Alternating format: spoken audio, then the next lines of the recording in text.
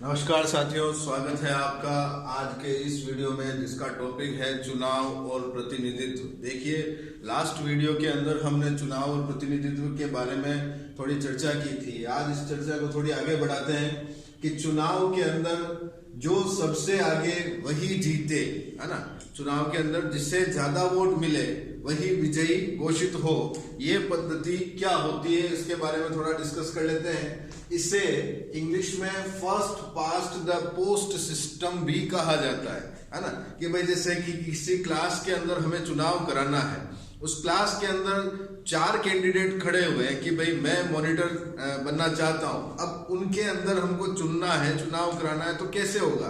तो ये डिपेंड करता है आपके टीचर के विवेक के ऊपर कि या तो वो स्वयं खुद नियुक्त कर दे कि भाई मैं इसे मॉनिटर बना रहा हूं, या फिर उनके अंदर वो चुनाव कराए। तो जिस व्यक्ति को सबसे ज्यादा वोट मिलते हैं, है ना, या लोग उसको जिसको सबसे ज्यादा समर्थन देते हैं, तो उसे विजयी घोषित कर दिया जाता है। तो यही यहाँ होता है। देखिए, 1984 के अंदर जो लोकसभा के जो आम चुनाव हुए थे, है ना, उसके अंदर 543 सीटें, इसमें से कांग्रेस पार्टी को, है ना, कांग्रेस पार्टी को सिर्फ 415 सीटें मिली, जो पूरी इन सीटों का 80% से ज्यादा था, है ना। कि भाई अकेली कांग्रेस को, है ना, उस समय इंदिरा गांधी की गवर्नमेंट थी, इंदिरा गांधी की गवर्नमेंट नहीं थी, लेकिन अकेली कांग्रेस को 80% वोट मिले। फिर उसके बाद अब देखिए, कांग्रेस को हालांकि सीटें 80% मिली थी पूरी, मतलब लोकसभा के अंदर सीटें 80% मिली थी, जबकि कांग्रेस पार्टी को 48% वोट मिले थे। अब देखिए, यहाँ इसके अंदर हमें समझने की बात है, फिर भाजपा को 7.4% वोट मिले, जबकि उसकी सीटें 1% से भी कम थी, है ना, क्योंकि भाजपा उस समय नई नई अस्तित्व में आई थी, तो उसे इतना उसकी इतनी लोकप्रियता नहीं थी, और कांग्रेस की इतनी लोकप्रियता थी। इस वजह से उसे अकेली उस पार्टी को 80% से भी ज्यादा सीटें लोकसभा में मिली थी, है ना। तो यानी क्या हुआ कि भाई ऐसी 80% सीटें मिल गई, 80%, तो वो आगे सबसे, तो वो जीत गई पार्टी। तो इसी आधार पर ये निर्णय लिया जाता है कि जो सबसे आगे, यानी जिसे सबसे ज्यादा वोट मिले वो ही विजयी। ठीक। अब देखो, इसके अंदर क्या हुआ था कि पूरे देश को, है ना, पूरे देश को 543 निर्वाचन क्षेत्रों में बांटा गया, और उन 543 क्षेत्रों में प्रत्येक क्षेत्र से एक प्रतिनिधि का चुनाव करना था, है ना। तो सारी पार्टियां अपने अपने प्रतिनिधि खड़े करते हैं। ठीक है। अब जिस प्रतिनिधि को जितने ज्यादा वोट मिलते हैं उसे विजयी घोषित कर दिया जाता है। ठीक है। अब जैसे किसी निर्वाचन क्षेत्र के अंदर बीजेपी आगे होती है, तो किसी निर्वाचन में कांग्रेस आगे होती है, या कोई और अन्य पार्टी आगे होती है, कहीं कहीं निर्दलीय भी आगे होते हैं। तो इस व्यवस्था को क्या कहते हैं? जो सबसे आगे है, जिसे सबसे ज्यादा वोट मिल रहे हैं, इसे कहते हैं first past the post system. ठीक है। और इसी व्यवस्था को बहुलवादी व्यवस्था भी कहते हैं, क्योंकि इनके अंदर पार्टियां अपने प्रतिनिधि खड़े करती है और उन प्रतिनिधियों को चुना जाता है। ठीक। अब देखिए, नेक्स्ट जो अपनी विधि है चुनाव वाली, वो है समानुपातिक प्रतिनिधित्व। अब देखिए, यहां जो जनता वोट करती है, वोट वह प्रतिनिधि को नहीं करती, पार्टी को करती है। कि भाई जैसे सदन के अंदर जो जितने भी राजनीतिक दल जो होते हैं, उन राजनीतिक दलों को उनकी लोकप्रियता के आधार पर, उनके अनुपात से उनको सदन में स्थान मिलता है। तो हर पार्टी यहाँ अपने अपने जो पोस्ट होती है, जैसे मंत्री हुआ या उप मंत्री हुआ या राज्य मंत्री हुआ, जो भी हुआ, उस मंत्री के अकॉर्डिंग अपने उतने प्रत्याशी का नाम रख देती है, और उन प्रत्याशियों में जिस पार्टी को जितने ज्यादा वोट मिलते हैं वो विजयी घोषित हो जाते हैं। तो इस पद्धति को समानुपातिक प्रतिनिधित्व की प्रणाली कहा जाता है। देखिए, मैंने लिखा भी है, पार्टी चुनाव से पूर्व अपने प्रत्याशियों की प्राथमिकता सूची जारी करती है, और अपने उतने ही प्रत्याशियों को उस प्राथमिकता सूची से चुन लेती है। कि भाई पहले प्रतिनिधियों की लिस्ट जारी होती है, और उनकी प्राथमिकता के अकॉर्डिंग उनको चुन लिया जाता है कि भाई आप इस चुनाव के अंदर आपका नाम जारी किया गया है। तो जितनी सीटों का कोटा, यानी अब देखिए इसके अंदर एक कोटा शब्द, ये बहुत महत्वपूर्ण है, कोटा, कि भाई कि जैसे कि कांग्रेस हुई, बीजेपी हुई, मैं आपको एक उदाहरण के माध्यम से समझाना चाहता हूं कि जैसे कांग्रेस हुई, बीजेपी हुई कि और अन्य पार्टियां कोई हुई, तो इन पार्टियों को एक निश्चित कोटा दे दिया जाता है कि भाई इतने प्रत्याशी तो आपके चुने जाने ही चाहिए, अगर आपको प्रतिनिधित्व करना है तो सदन में आपकी इतनी संख्या होनी चाहिए। तो इसी चीज को कहते हैं समानुपातिक प्रतिनिधित्व। और ये निश्चित कोटा जब प्राप्त कर लिया जाता है तो फिर उसको सदन में सीट मिल जाती है उस पार्टी की, उस पद के लिए। ठीक है, फिर आगे चले तो देखिए इसके भी दो तरह के, ये भी दो तरह के होते हैं, ये दो प्रकार की। जैसे एक पद्धति होती है इजराइल और नीदरलैंड में, जहां पूरे देश को एक निर्वाचन क्षेत्र मान लिया जाता है। पूरे देश को एक निर्वाचन क्षेत्र मान लिया जाता है कि भाई हर अलग अलग निर्वाचन क्षेत्रों के लिए अलग अलग चुनाव नहीं होता, पूरे देश के लिए एक ही चुनाव होगा, है ना। फिर उसके अंदर क्या होता है, प्रत्येक पार्टी राष्ट्रीय चुनावों में प्राप्त वोटों के अनुपात में सीटें दे दी जाती है। अब जब चुनाव होते हैं राष्ट्रीय चुनाव, उसके अंदर जिस पार्टी को जितने वोट मिलते हैं उनके अनुपात में उनको सीटें भी सदन में दे दी जाती है। ठीक है, एक पद्धति तो ये होती है।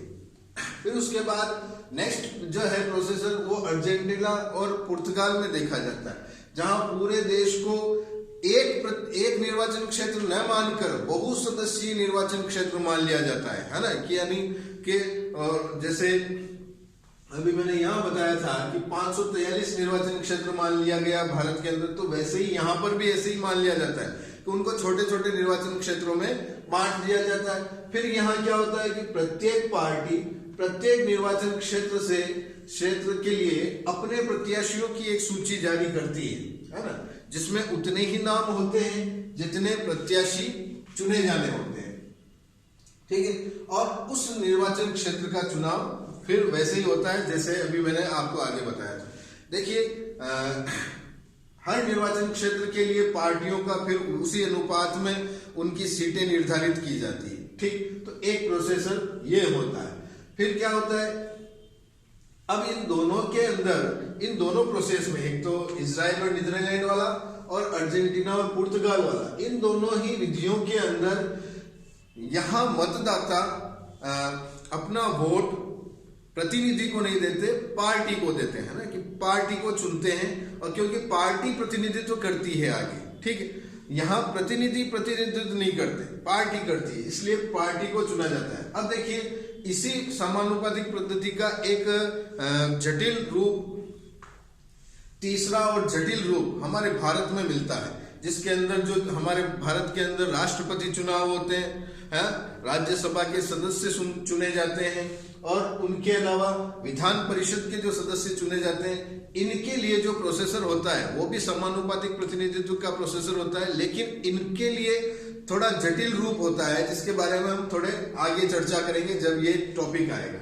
ठीक है, अब देखिए इन दोनों पद्धतियों में भाई जो सर्वाधिक वोट वाली पद्धति है और समानुपातिक प्रतिनिधित्व वाली पद्धति है, इनके अंदर यदि हम अंतर करें तो देखते हैं कि देखिए सर्वाधिक वोट के अंदर क्या होता है कि पूरे देश को छोटी छोटी इकाइयों में बांट लिया जाता है ना, कि उनको भौगोलिक इकाइयों में बांट लिया जाता है। जैसे कि भाई